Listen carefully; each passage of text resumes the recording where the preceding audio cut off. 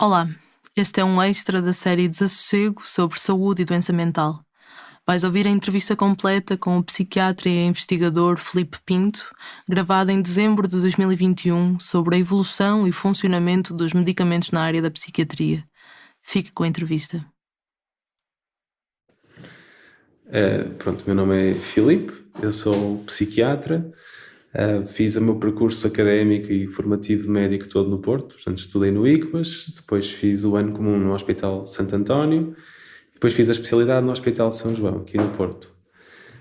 Eu tenho um percurso um bocadinho atípico, portanto eu mais ou menos a meio da minha formação específica em psiquiatria comecei a trabalhar na área dos ensaios clínicos, no sítio onde trabalho hoje, na Blue Clinical, e a Blue Clinical faz uma coisa muito particular. Em Portugal não existe outra entidade a fazê-lo desta maneira.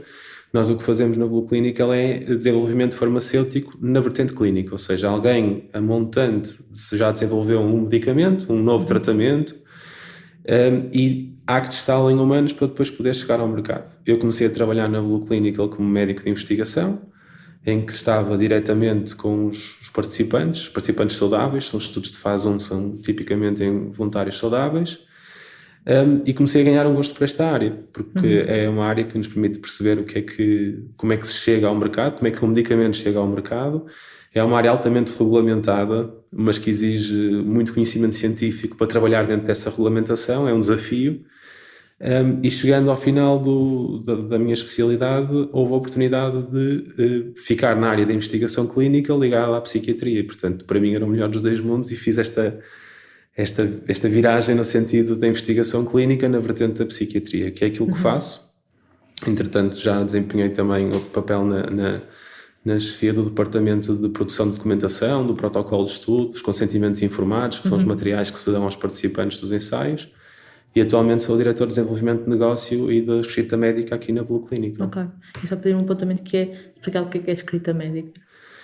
A escrita médica é a parte da investigação clínica em que se produz os documentos dos estudos, que são, digamos, a coluna dorsal de um estudo. Quando eu estou a fazer um ensaio clínico, um estudo, eu tenho que ter um protocolo que diz exatamente o que é que eu vou fazer, em que sequência, em que momento, que cuidados vou ter de segurança e que medidas de eficácia eu vou ter, para garantir que tenho resultados válidos e úteis para a ciência e, como um todo, para a humanidade. Portanto, o protocolo é um documento, não é uma escrita romântica, portanto é uma escrita muito metódica e muito rigorosa. E além do protocolo, outro documento extremamente importante é o consentimento informado, que é a explicação em terminologia simples para os potenciais participantes daquilo em que consiste o ensaio e de todos os momentos que eles vão ultrapassar durante o ensaio, dos riscos, dos potenciais benefícios.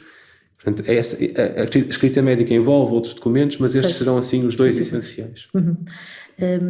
E a recuar um bocadinho, talvez à segunda metade do século XX, e à história recente do desenvolvimento dos psicofármacos, nos anos 50 e 60 houve um boom, a descoberta de vários psicofármacos, antipsicóticos clássicos, de neurolépticos que ainda hoje são utilizados nos hospitais, antidepressivos tricíclicos, a comercialização do lítio, ou seja, a colocação no mercado destes ansiolíticos, mas essencialmente antidepressivos e antipsicóticos, mudou por completo a face da psiquiatria, ao criar estas alternativas mais eficazes para os doentes e alavancar o fim dos asilos, o regresso das pessoas às comunidades. E podia explicar, do ponto de vista de quem trabalha na indústria farmacêutica, este boom e a evolução que se deu desde então. A descoberta de alguns psicofármacos, nomeadamente dos próprios antidepressivos, os tricíclicos, dos mais antigos, e até dos antipsicóticos típicos, dos quais os mais precoces foram os menos potentes, ou seja, descobrimos fármacos que eram essencialmente sedativos, ainda tinham algum efeito antipsicótico, mas eram essencialmente sedativos. A descoberta desses fármacos todos foi acidental. Eles foram descobertos porque estavam a ser utilizadas essas substâncias ou substâncias parecidas para tratar outras doenças, nomeadamente doenças infecciosas, e se percebeu que em doentes que tinham comorbilidade das doenças que se pretendia tratar e doenças psiquiátricas, a parte psiquiátrica também melhorava. E na psiquiatria é uma das áreas em que a coisa se fez um bocadinho ao contrário. Nós idealmente percebemos o que é que está a passar com a doença e vamos atrás de um tratamento, vamos atrás de um mecanismo para reverter a doença. E na psiquiatria aconteceu ao contrário. Nós foram aparecendo medicamentos que atenuavam a doença, e então nós fomos tentar perceber como é que eles funcionavam para conseguirmos entender a doença. Ora, a descoberta desses medicamentos ainda hoje está na base daquilo que nós entendemos das doenças. Por exemplo, na depressão, aquilo que nós falamos muitas vezes é da hipótese trimonoaminérgica. Portanto, que isto quer dizer o quê? Que na depressão nós temos a dopamina, a adrenalina e a serotonina, que são os 3 neurotransmissores, portanto as 3 moléculas que são responsáveis por sinalizar as nossas emoções, assim numa linguagem muito simplificada. Portanto, a hipótese diz que a perturbação destes três transmissores é que estarão na gênese da depressão. Portanto, de facto, quando nós pegamos em cérebros ou tecido cerebral ou líquor, ou seja, líquido que envolve o cérebro, vemos que esses cérebros de pessoas que estejam deprimidas têm alterações nesses neurotransmissores, mas concluímos isso porque os fármacos que tratam a depressão, de facto, manipulavam essencialmente esses 3 neurotransmissores e, portanto, daí a teoria. Portanto, na altura em que se descobriu que esses fármacos faziam alguma coisa à doença psiquiátrica, começaram-se a explorar alternativas aos primeiros, ou seja, um primeiro fármaco vem e resolve uma certa doença e aquilo que se começa a fazer é vamos trabalhar à volta deste fármaco a tentar arranjar outros que sejam ou melhor tolerados ou mais eficazes. Portanto, de facto, na segunda metade do século XX, no início da segunda metade, descobriram-se muitas moléculas que depois que foram precursoras dos tratamentos que hoje temos. Mas o que acontece é que nas últimas décadas acabamos por nunca sair daqueles mecanismos de ação que já se conheciam, ou seja, nós continuamos a trabalhar com mecanismos muito similares aos dos fármacos antigos. Certo. Aquilo que tentamos fazer ao longo das últimas décadas é torná-los cada vez mais específicos para uma certa função, para evitar efeitos adversos e para garantir que eles são melhor tolerados. Mais seletivos. Mais seletivos. Sendo que a seletividade nos medicamentos psicoativos é sempre uma seletividade subjetiva. Porquê? Porque nós, quando estamos a falar de medicamentos que atuam no sistema nervoso central, temos três matérias que temos que discutir, que é, eu dou este medicamento e será que ele chega ao cérebro? Porque existe uma coisa que se chama a barreira hematoencefálica. O líquido que envolve o cérebro é um filtrado do sangue e, portanto, de alguma maneira, um medicamento para ter atividade no sistema nervoso central tem que passar essa barreira para poder chegar ao tecido. Depois de estar no tecido cerebral, é preciso garantir que o medicamento se liga ao alvo, a tal seletividade que estava a referir, mas depois há uma outra coisa, depois disso que ainda é mais complicada, que é, depois de se ligar ao alvo, o que é que acontece no cérebro? E o cérebro, eu costumo dizer na brincadeira que é um órgão muito desinteressante, porque quando nós estamos na anatomia e vemos um cérebro, aquilo é uma massa branca que parece assim muito desinteressante. Mas, efetivamente, a quantidade de conexões e a especificidade dessas conexões é incrível e o tecido em si não sugere a complexidade que o cérebro tem. Mas o que se passa é que quando há essa tal ligação seletiva ao receptor, há toda uma cadeia de acontecimentos e de áreas cerebrais, de redes cerebrais que vão ser ativadas e inativadas, inibidas ou estimuladas, e é o equilíbrio dessa atividade que depois vai ter um efeito terapêutico ou não. Ou seja, seletivo sim, mas nem sempre o efeito final é assim tão restrito como acontece noutras categorias farmacológicas. E o facto de a evolução destes psicofármacos ser feito dessa forma fez com que fossem mais eficazes no tratamento dos sintomas e não na progressão da doença, ter um impacto na progressão da doença. É possível fazer este pensamento? Essa pergunta é extremamente interessante, porque uma das grandes diferenças do que se passa na psiquiatria, e não só na psiquiatria, psiquiatria e neurologia, é que os nossos tratamentos não são modificadores da doença, eles tratam sintomas. Exatamente por isto, porque nós temos uma compreensão ainda muito parca do que é o funcionamento cerebral. Nós sabemos muito, mas aquilo que sabemos para a complexidade do funcionamento cerebral não é suficiente para já termos tratamentos que modificam a doença, ou seja, na forma como a doença se desenvolve. O que nós fazemos é tratar os sintomas. Já sabemos também, hoje em dia, que alguns tratamentos parece que já modelam o nosso cérebro, ou seja, não tratam só sintomas, também também conseguem modificar, por exemplo, a nossa epigenética, ou seja, aquilo que vem sendo escrito no nosso DNA já depois de nós estarmos formados. Sim. que hoje em dia considera-se que é uma coisa muito importante, que é tem características específicas, há escritas específicas de certas doenças. Mas não temos, infelizmente, ainda a capacidade de modificar a própria doença. Portanto, nós somos mais certeiros no tratamento de sintomas específicos, mas não conseguimos ainda reverter causas porque efetivamente não as conhecemos ainda. Certo, certo. Faz-me lembrar, por exemplo, a esclerose múltipla também será um caso de doenças neurológicas em que isso acontece. Ainda sobre esta história recente e já muito distante dos psicofármacos que temos, que apesar dos benefícios, porque é que os efeitos secundários eram e continuam a ser muitos medicamentos tão significativos? Porque é que é tão difícil desenvolver psicofármacos sem esses efeitos colaterais acentuados? Se calhar a resposta vai ter o mesmo sítio. Não vai. Não. Quando eu aprendi e isto é um bocadinho controverso de se dizer, mas eu vou dizê-lo na mesma, a psicofarmacologia é um bocadinho alquimia. E nós temos que, como médicos, temos que resistir sempre à tentação de fazer demasiada alquimia, porque existem regras, guidelines, orientações científicas sólidas que devemos seguir. Mas a verdade é que, embora os psicofármacos sejam cada vez mais seletivos, eles continuam a não ser assim tão seletivos.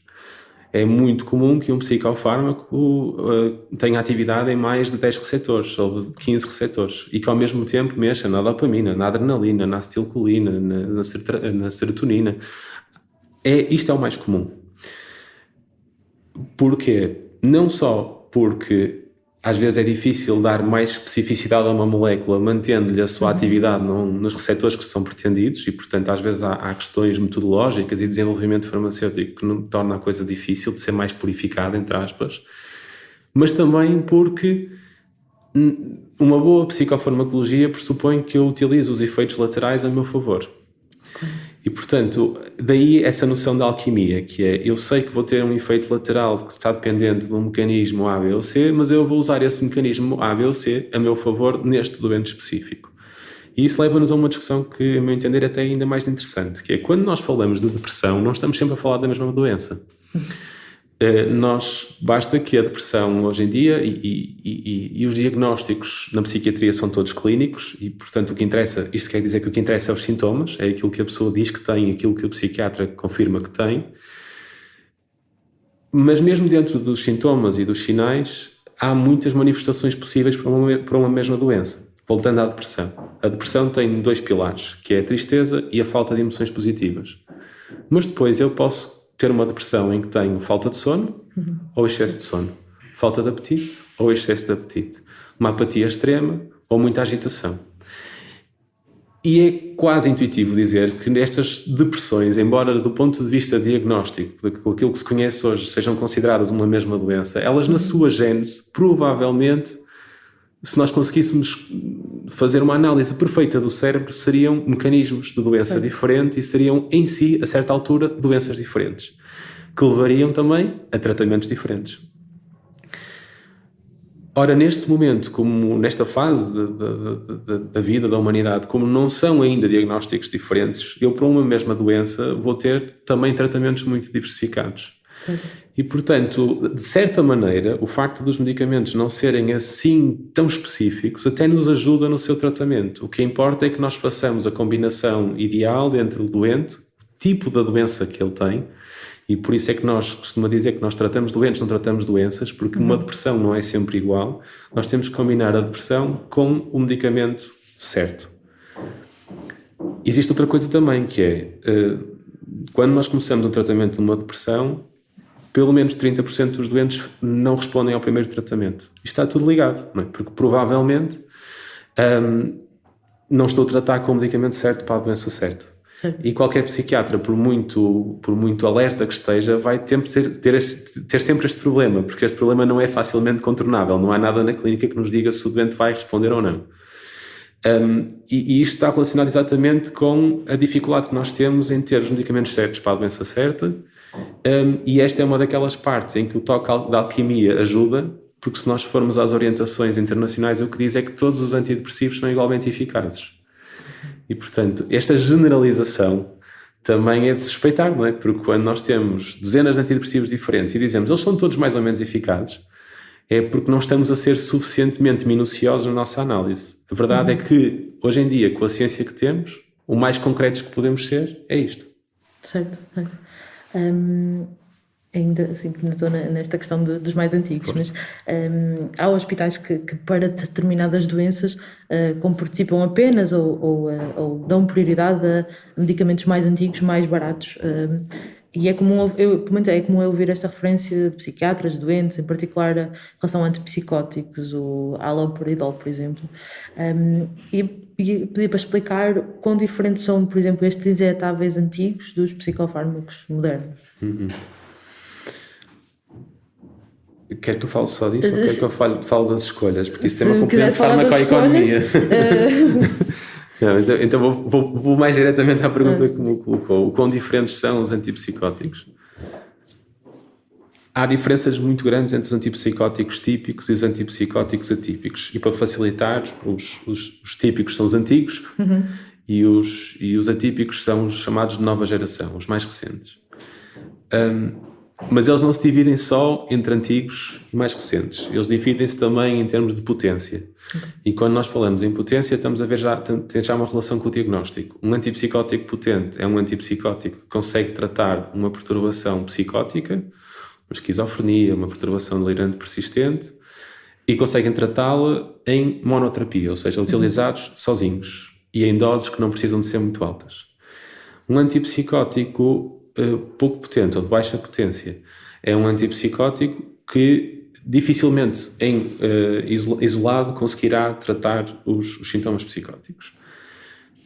Portanto, os antipsicóticos, também importa dizer, são muitas vezes utilizados naquilo que nós chamamos de ser o off-label, ou seja, eles não estão aprovados para aquela indicação, mas como há benefício verificado na clínica, os médicos assumem a responsabilidade de o prescrever para outras finalidades, para acalmar os doentes, ansiedades, às vezes em doses baixinhas, para tratar insónia que seja mais difícil de tratar com outros medicamentos mais comumente utilizados, como os calmantes mais, digamos, vulgares.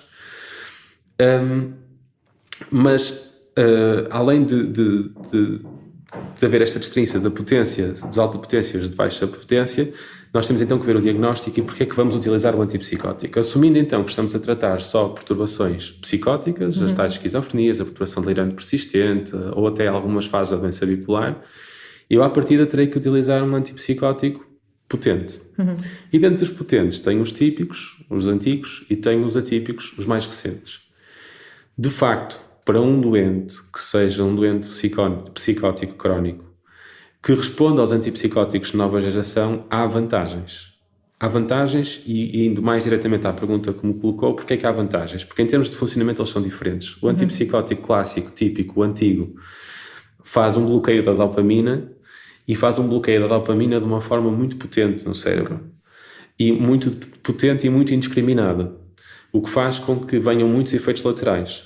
De facto, é preciso bloquear a dopamina em algumas partes cerebrais para fazer a regulação daquilo que, infelizmente, nessas doenças está desregulado, mas ao disparar para toda a dopamina cerebral, ao bloqueá-la toda, vou ter, por exemplo, sintomas muito parecidos com os do Parkinson.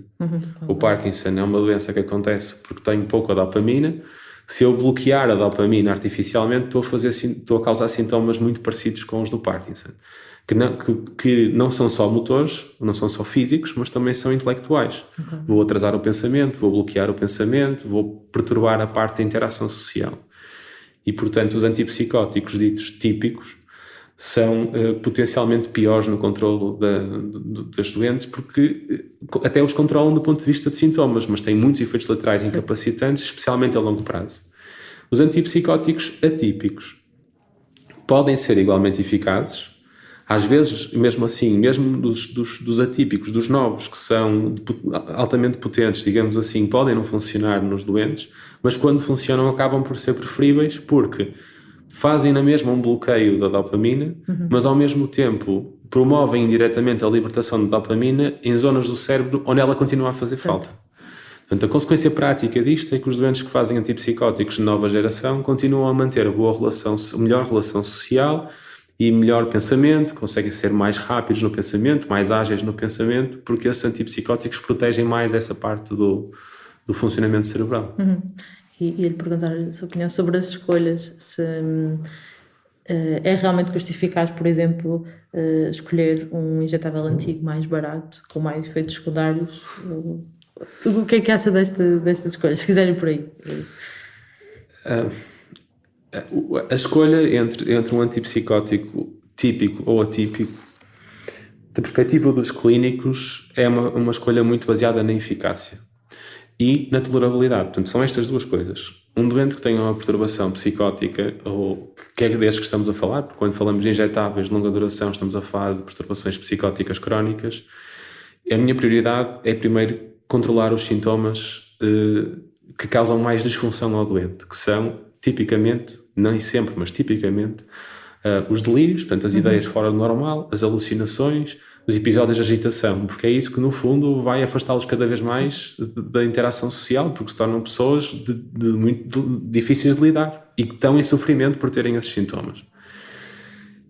Se for possível usar um antipsicótico atípico para controlar esses quadros, é preferível. Portanto, se o doente conseguir ficar controlado com um atípico, excelente, e ainda por cima melhor tolerado. E a evidência hoje diz-nos que a esmagadora maioria dos doentes vai ficar bem com um antipsicótico atípico na dose certa. Portanto, essa deveria ser a escolha e, efetivamente, os psiquiatras tendem a escolher, não só em Portugal, mas no resto do mundo, tendem a escolher estes antipsicóticos sempre que os têm no seu arsenal.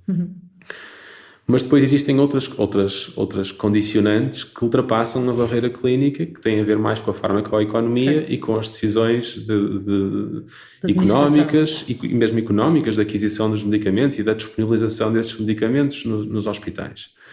Infelizmente, sabemos de situações em que a escolha ainda não é possível, porque no mundo ideal essa escolha seria possível em todos os hospitais e, portanto, ficaríamos só restritos aos critérios clínicos e reservaríamos então os antipsicóticos típicos com mais efeitos laterais para os doentes que efetivamente tivessem que recorrer a eles por não terem resposta com antipsicóticos da nova geração. Certo.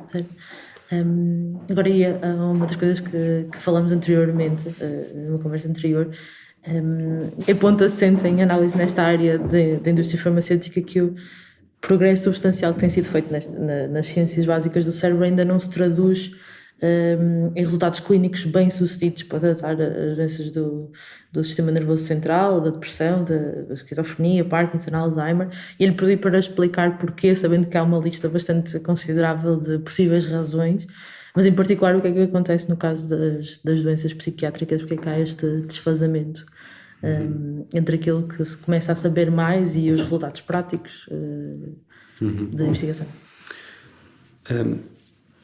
Estudar o cérebro é de facto muito complicado por causa daquilo que estávamos a falar há pouco. O cérebro funciona em rede. Mesmo que um medicamento chegue ao cérebro e mesmo que ele atinja o receptor que nós pretendemos, e quando falamos em medicamentos falamos sempre nisto, há sempre um alvo, há sempre um medicamento que vai atingir um alvo. Em muitas funções do nosso organismo isto é uma coisa muito fácil de avaliar. X concentração de um medicamento atinge uma certa área do corpo, vai ocupar estes receptores, estes alvos, e isso vai dar uma resposta que é previsível. No cérebro esta relação nunca é linear. Eu não sei, depois de uma administração, muitas vezes não sei quando chega ao cérebro dessa medicação. Estudar isso em humanos é muito complicado, porque eu para estudar a concentração de um medicamento no sangue tiro sangue, mas eu para estudar aquilo que chega ao cérebro tenho que fazer uma picagem para tirar líquido cefalorraquidiano, que habitualmente é uma picada nas costas, com uma agulha grande, só se pode tirar pouquinho volume e não se pode tirar muitas vezes, só se pode tirar 1-2 vezes, assim no espaço de uma semana já a correr muito bem, mais ainda em pessoas saudáveis, que é habitualmente o modelo em que se faz, é uma coisa muito complexa. Portanto, logo a começar eu não consigo, tenho muita dificuldade em avaliar quanto medicamento chega ao cérebro. E depois de chegar, ele tem que, de facto, ligar-se ao receptor certo. Quando nós estamos a fazer a investigação clínica, a testar medicamentos novos, eu, quando estou a começar um ensaio no ser humano, eu vou usar informação que venha dos animais. E quando estou a usar informação que venha dos animais, eu tenho que arranjar aquilo que eu chamo um modelo válido. Ou seja, tem que ser um animal, uma espécie, que para aquele órgão e para aquele mecanismo possa ser homólogo do homem, seja parecido com o homem. Nós sabemos que o nosso cérebro é muito mais complexo e muito mais evoluído, mesmo que o dos primatas. E, portanto, é difícil ter um modelo que me dê uma previsão segura do que é que vai acontecer no homem quando eu já estou a entrar nos ensaios no homem. Portanto, isso é outra barreira adicional. Portanto, não sei quanto é que chega, não tenho um modelo para me prever isso e depois tenho que ver a afinidade aos receptores, ou seja, se ele se liga, se não se liga aos receptores que eu pretendo. Aí já vamos tendo modelos, tanto nos animais como in vitro, ou seja, em modelos laboratoriais de células e partículas subcelulares, às vezes, já consigo ter maior previsibilidade, mas mesmo assim às vezes não é bom, não é o suficiente. Mas mesmo que eu saiba se o medicamento tem boa afinidade ou não para o receptor, se liga ou se não se liga bem àquele receptor, o que vem a seguir é que é o problema, que é o funcionamento das redes neuronais, das redes cerebrais. E isto é muito... Portanto, depois de um medicamento se ligar lá, o que é que acontece no cérebro efetivamente? Certo? E depois qual é a relação daquilo que acontece no cérebro com o comportamento da pessoa, que é a dimensão seguinte. Ou seja, eu por mais que vá desenvolvendo modelos para analisar o cérebro, esses modelos têm que integrar toda esta informação. Eu tenho que ser capaz de dizer se chegou ao cérebro, o que é que aconteceu especificamente no cérebro, como é que se distribuiu, como é que agiu no alvo e depois que repercussão isso teve no comportamento, no funcionamento cerebral e depois como é que isso se refletiu no comportamento. É muito difícil ligar estes dados todos. E por mais tecnologias novas e métodos novos que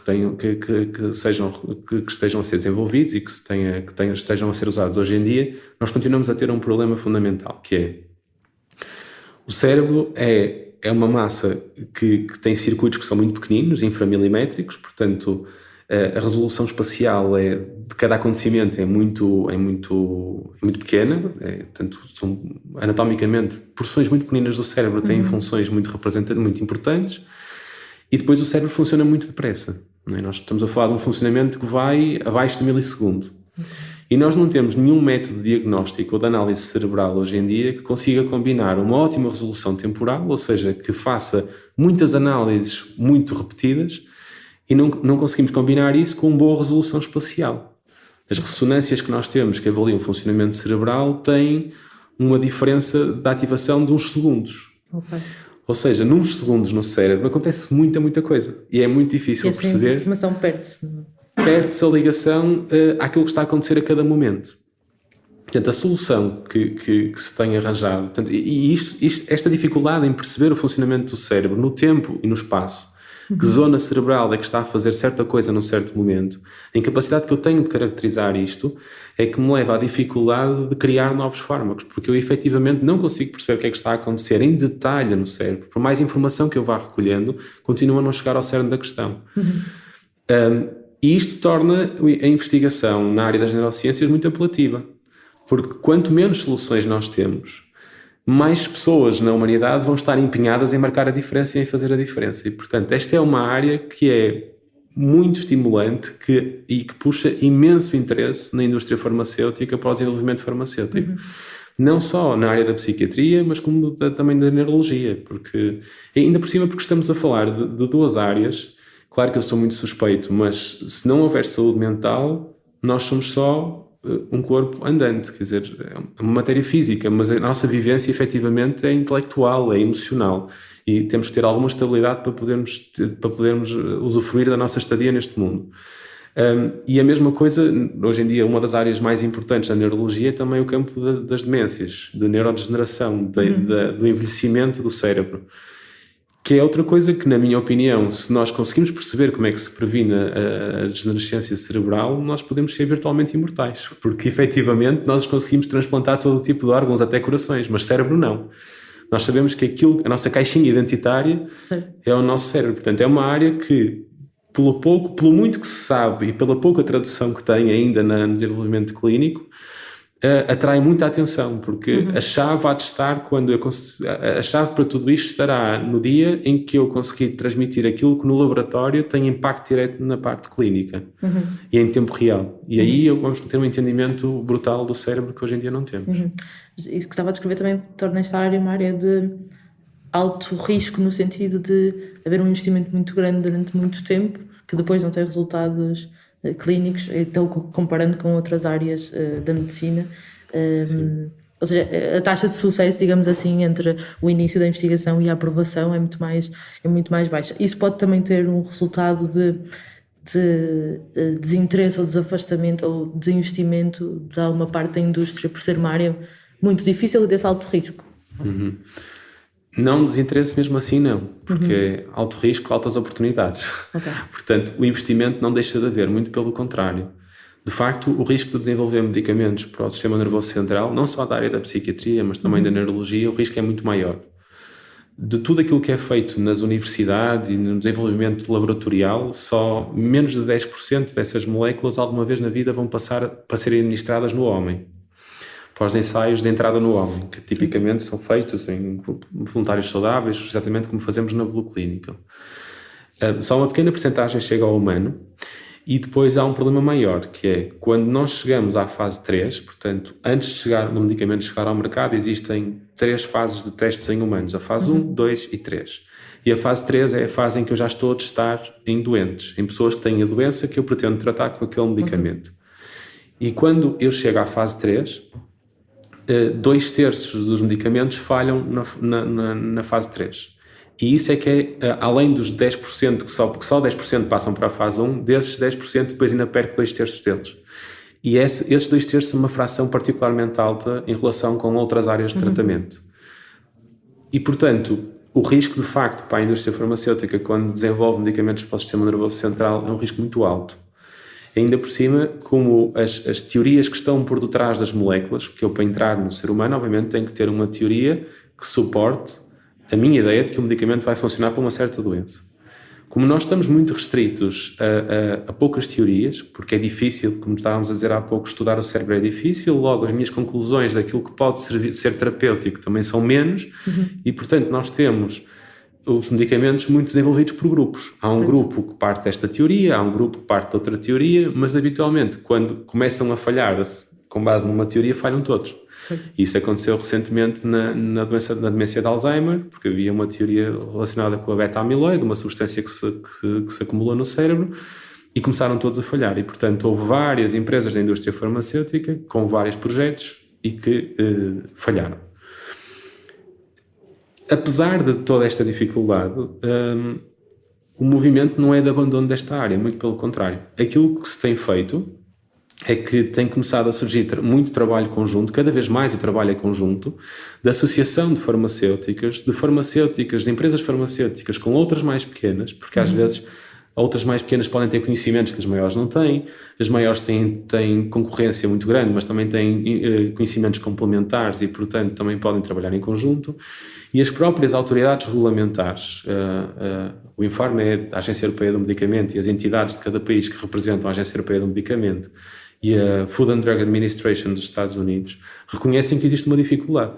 E essas autoridades existem, obviamente, para garantir que está toda a gente a fazer um trabalho sério e seguro para os participantes dos ensaios, mas também é sua função garantir que há as condições necessárias para conseguirmos criar novidade científica e surgirem novos tratamentos.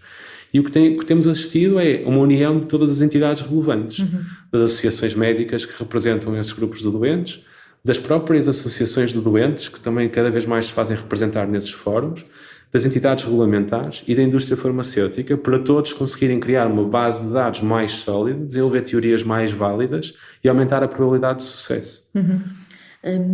E de perguntar ainda nesta lógica se pode haver consequências desta dificuldade em introduzir conhecimento do sistema nervoso central em fármacos eficazes, se pode traduzir, por exemplo, na estagnação de alguns psicofármacos já criados. Isso é algo que pode acontecer ou que acontece?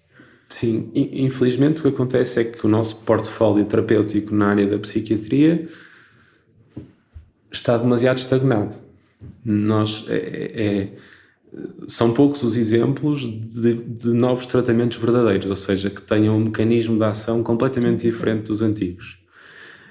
Como dizíamos há pouco, aquilo que existe é tratamentos que são um bocadinho mais seletivos, que têm perfis de melhor tolerabilidade, mas em termos de eficácia e essencialmente em termos de inovação, são poucos os casos. Existem, mas são poucos os casos. E isso, infelizmente, é um bocadinho independente até da área terapêutica. Isso é verdade na depressão, na psicose, nas perturbações de ansiedade. Estamos bastante estagnados nessa área, sim. Ou seja, acontece muita coisa na investigação e pouca dela, efetivamente, chega à clínica. E também, por exemplo, na doença bipolar. Isso também acontece, essa estagnação também acontece, por exemplo, é só porque isto eu ouço muitas vezes, mas eu sei que muitas vezes é uma coisa, algo dito da boca para fora, mas tratamos há 30 anos com o lítio. Se essa estagnação também se traduz na doença bipolar, é mais isso. Sim, a estagnação é um bocadinho transversal a todas as áreas terapêuticas, porque, como dizíamos há bocado também, nós tratamos muito sintomas e grupos de sintomas. Sim. Na doença bipolar, os grupos de sintomas que lá temos são os grupos de sintomas que são partilhados com a depressão, que são partilhados com a psicose, alguns mais específicos, que são os episódios maníacos, mas que do ponto de vista de funcionamento cerebral são mais parecidos com a psicose do que são com a depressão. E depois temos os estabilizadores do humor, como o lítio. E os estabilizadores do humor, então, esses são uma grande incógnita, porque nós não sabemos mesmo como é que eles funcionam. Nós sabemos que, de certa forma, numa linguagem muito simplista, eles acalmam as células cerebrais, reduzem a atividade ou estabilizam a atividade das células cerebrais. Mas sabemos pouco mais do que isto. E sabemos também que existe uma relação, por exemplo, entre a doença bipolar e a epilepsia. É uma relação que também não se percebe muito bem. Existem várias teorias para justificar isto, mas até nisto, os medicamentos que tratam a epilepsia são muitos dos que nós usamos da doença bipolar. Portanto, até aqui está aquela relação entre sintomas da doença, manifestações fisiológicas, eletrofisiológicas e os tratamentos. Mas andamos aqui um bocadinho a tratar consequências, não andamos a tratar a causa. Certo.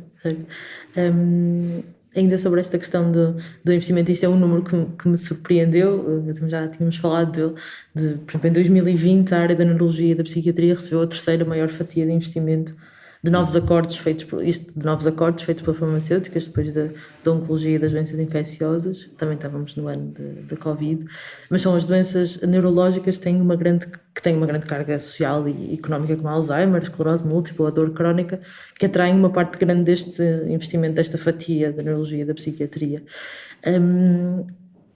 Ia perguntar porquê, se por exemplo, se a fatia da neurologia tende a ser mais preponderante dentro da investigação do sistema nervoso central do que a psiquiatria, se isso tem alguma relevância ou se atribui algum significado a isto.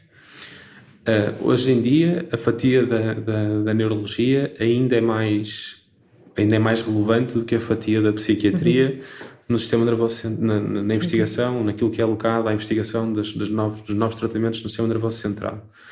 Mas isto tem uma razão muito importante, que é uma razão que também é partilhada, por exemplo, com a oncologia, que é aquela área em que se gasta mais, em que se investe mais. São as áreas onde nós temos pistas mais fortes. Na oncologia, por exemplo, não investe-se muito porque temos cada vez mais tratamentos eficazes. Além de serem todas estas doenças, tanto as da oncologia como as da psiquiatria, da neurologia, são doenças muito, muito impactantes na sociedade, porque são extremamente frequentes e causam muito encargo.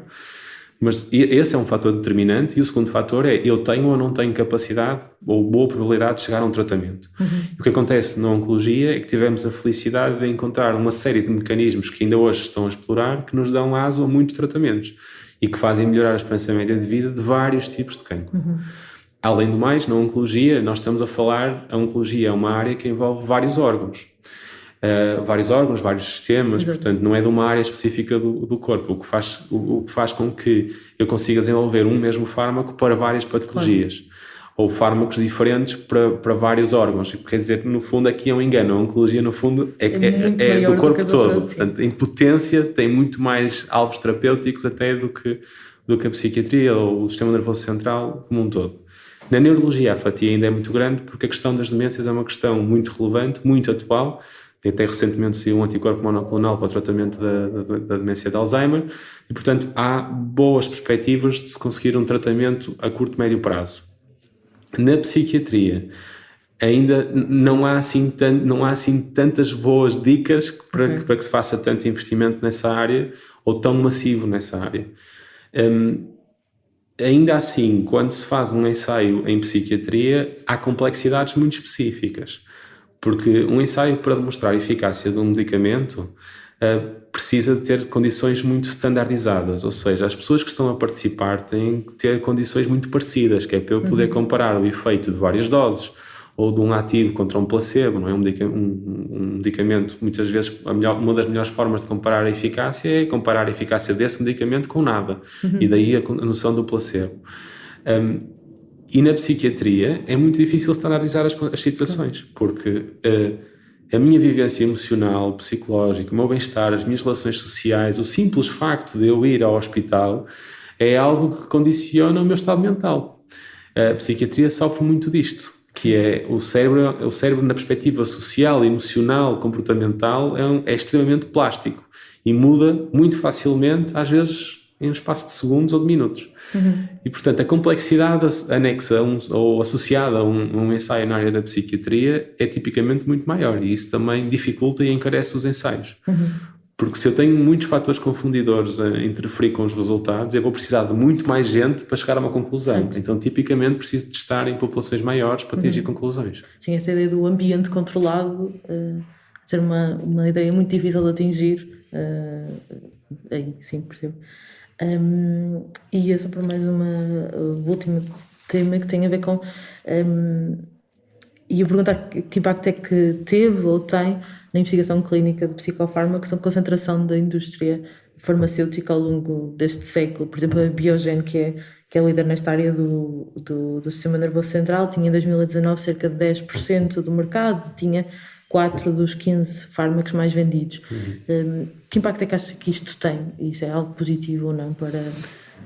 Isso não é muito preocupante em si, porque a ideia... É interessante nós percebermos como é que as Big Pharma são e se mantêm Big Pharma, porque se nós olharmos para a estatística ao longo dos anos, o número de empresas que desenvolvem fármacos, que desenvolvem novos medicamentos, está em flecha. Nós temos quase 1.000 ou 2.000 novas empresas todos os anos no mundo a desenvolver medicamentos, e tem a ver um bocadinho com a forma como o mercado se desenvolve. Então, como é que isto acontece? Aquilo que acontece é que nas academias, nas universidades, nos laboratórios pré-clínicos, portanto, quando estão a desenvolver novos tratamentos, assim que surge uma nova molécula, habitualmente essa molécula dá origem a uma pequena empresa, que é uma spin-off de uma universidade, ou uma empresa por iniciativa privada pequena, que decide ficar com aquela molécula. E que é, no fundo, uma startup. São pequenas startups que têm uma molécula e que depois, ou duas ou três, que às vezes uma mesma linha de investigação, conseguem tirar mais que uma molécula. E depois começam a fazer levantamento de rondas de investimento, exatamente como uma startup dita normal, regular, e fazem os seus primeiros ensaios. Os tais ensaios de fase 1, ensaios de fase precoce, que é aquilo em que a Blue Clinical se foca. O que nós fazemos é dar apoio a essas empresas para conseguirem fazer os seus primeiros ensaios. Essas empresas são as biotech? São pequenas biotech. Quando essas pequenas biotech começam a ter bons resultados nas fases precoces, fase 1, fase 2, que são sempre estudos mais pequenos, porque os estudos de fase 1 e fase 2 têm dezenas de pessoas, no máximo até 200 pessoas nas fase 2, são estudos que ainda são comportáveis. Isto é tudo muito dispendioso porque é tudo altamente regulamentado, são coisas que demoram muito tempo, podem demorar vários anos a fazer estes ensaios, muitos períodos de follow-up, de seguimento para garantir a segurança e a eficácia dos fármacos. Quando chegam ao final destes estudos com bons resultados, podem ser e muitas vezes são comprados pelas grandes pharma, pelas Big Pharma, que no fundo diminuem o seu próprio risco porque esse risco inicial já foi corrido por outras empresas mais pequenas.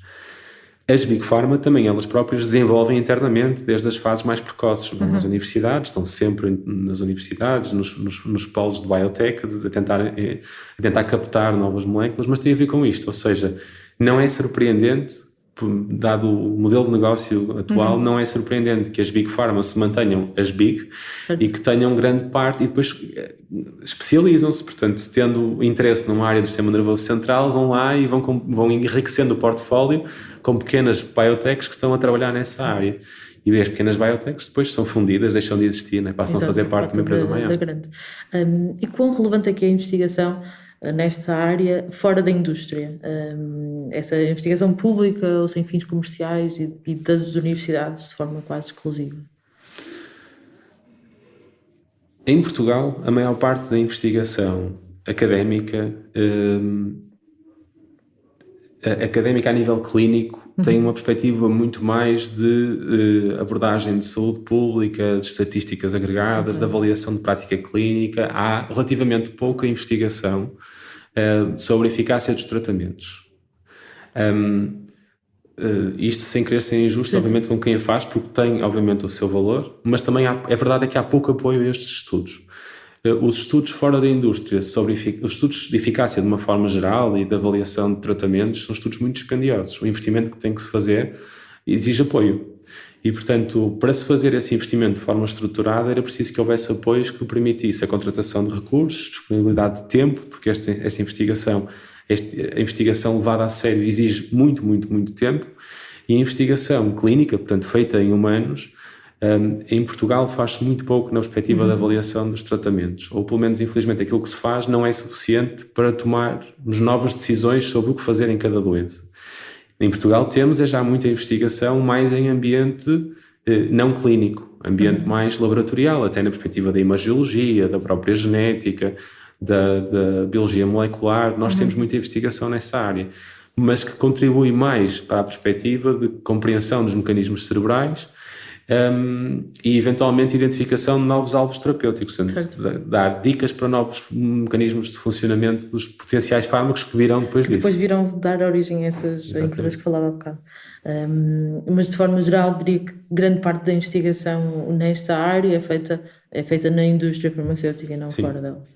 A indústria farmacêutica em todas as áreas terapêuticas é o grande motor do desenvolvimento de novos tratamentos, sem dúvida nenhuma. É quem permite, são as entidades que permitem que isto seja possível, que seja possível chegar a este nível de sofisticação em termos de tratamentos e de obtenção de novas moléculas. Aquilo que acontece muitas vezes é que as grandes empresas que estão a desenvolver ensaios clínicos já em doentes, depois elas próprias estão interessadas em trabalhar com hospitais. É uma das coisas que nós fazemos na Blue Clinical. Nós temos uma rede que se chama Clinical Research Partnership, em que nós temos uma parceria com vários hospitais nacionais, com que apoiamos a poderem realizar este tipo de estudos. Exatamente por causa da quantidade de documentação que é gerada e das regras que têm que ser cumpridas. É tudo bastante complexo. E, portanto, nós também temos essa missão de promover a investigação nacional e equipamos os hospitais com mais recursos e conhecimento que lhes permite fazer esta investigação. Portanto, os hospitais nacionais não estão afastados da investigação, fazem-no em parceria com estas empresas quando o tema são novos tratamentos. Queria fazer duas últimas perguntas. Uma delas tem a ver com uma ideia que queria perceber se concordava. Esta ideia foi mencionada numa entrevista, neste caso era com o Fernando Araújo, antigo secretário de Estado da Saúde, que falávamos da questão do estigma, da doença mental, e ele desenvolveu esta ideia de que os doentes mentais estão sozinhos e nem sequer têm consigo, a frase dele, a indústria farmacêutica, que é um player importante, ou que seria um player importante, que, por exemplo, dá o exemplo de outras doenças, como a diabetes ou as doenças cardiovasculares, em que há um certo presença pública e política da indústria. Ele dizia que, apesar da despesa individual para os doentes ainda ser considerável com fármacos, que as doenças mentais não tenham uma importância económica para uma farmacêutica como tem noutras doenças, e isso criava uma certa incapacidade de gerar dinâmicas de lobby ou de pressão política para se dar mais atenção, por exemplo, às doenças mentais. Eu lhe perguntava se concordava e se, tendo em conta o estigma e o isolamento dos doentes mentais na sociedade, como é que interpreta o papel social e político da indústria nesta área? Assim, nós não nos podemos esquecer que não é função da indústria farmacêutica cuidar dos doentes ou acompanhar os doentes ou estar... Eles têm muitas vezes até ações de beneficência e têm fundos de ação social, que faz parte cada vez mais hoje em dia das grandes empresas. Nós não me parece que se possa responsabilizar a indústria farmacêutica ou acusá-la sequer de falta de atenção. Não nos podemos esquecer que a indústria farmacêutica tem que ir atrás daquilo que são boas oportunidades de desenvolvimento de tratamento, que certamente são boas oportunidades de negócio para eles, mas também vamos ser claros, são boas oportunidades para a humanidade. Porque de cada vez que eles chegam a um novo tratamento, a humanidade beneficia com isso. Se essas empresas investissem um esforço desproporcional ao ganho deles, mas também ganho da humanidade, nós estaríamos a desfocar os recursos daquelas empresas e na sua capacidade de desenvolver novos tratamentos. O que eu consigo entender é que, de facto, a indústria farmacêutica tem estado menos presente, de uma forma geral, nos serviços de psiquiatria, na perspectiva de desenvolver novos tratamentos, porque, infelizmente, como estávamos a falar, temos poucas oportunidades para o desenvolver. Mas isso acontece com outras áreas terapêuticas, que já foram muito importantes e que hoje em dia já não são assim tão relevantes. Porquê? Porque já não existe tanta necessidade de desenvolvimento farmacêutico. Por exemplo, todas as áreas vão tendo algum desenvolvimento, mas, por exemplo, proporcionalmente, as áreas da pneumologia, por exemplo, têm estado mais paradas. E a parte da oncologia, do cancro do pulmão, é muito mais trabalhada do que outras áreas da pneumologia. E a mesma coisa acontece na psiquiatria. Há menos oportunidades de desenvolvimento, há menos leads, há menos oportunidades de chegar a um medicamento e, portanto, não estão tão presentes na perspectiva do desenvolvimento farmacêutico. É normal que isto aconteça, faz parte. E na sua opinião, essa menos oportunidades nunca tem a ver com falta de investimento ou de interesse nesse desenvolvimento? O interesse está nas oportunidades de chegar a um novo medicamento. Portanto, o papel da indústria não é ter interesse em grupos específicos de doentes, é ter interesse em desenvolver novos tratamentos. Claro que quando começa a desenvolver novos tratamentos, nunca se põe em causa o bem-estar das pessoas e o ganho social. Aliás, no processo de desenvolvimento, isso tem que ficar claro desde o momento em que eu quero entrar nos ensaios no humano. Eu tenho que fundamentar muito bem a minha iniciativa. Portanto, há sempre um interesse humano e muita ética é indispensável. Mas não podemos pensar ao contrário. Não podemos pedir à indústria farmacêutica que pense num subgrupo de doentes quando não existem grandes oportunidades de tratar essas doenças. Isto tem que funcionar um bocadinho ao contrário. Assim que surgir a oportunidade, certamente que estarão presentes para fazer esse desenvolvimento. Ou seja, surgindo a oportunidade, tenho a certeza que a psiquiatria não vai ficar para trás só por ser a psiquiatria. Sim. Acho que não é uma questão de estigma, a priori não vão ignorar aquela área do conhecimento ou aquela área da medicina. E uma última pergunta que era, neste momento, o que é que se investiga, o que é que são as grandes oportunidades nesta área? Eu diria que é visível fora da indústria um certo entusiasmo em volta precisamente, mas se calhar é uma ideia errada e queria perceber isso. Um certo entusiasmo em volta da ketamina, das terapias à base de THC, de